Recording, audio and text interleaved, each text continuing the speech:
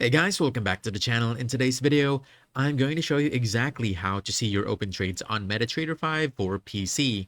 And if you're new to trading or just getting started on MT5, this will really help you track your trades step by step.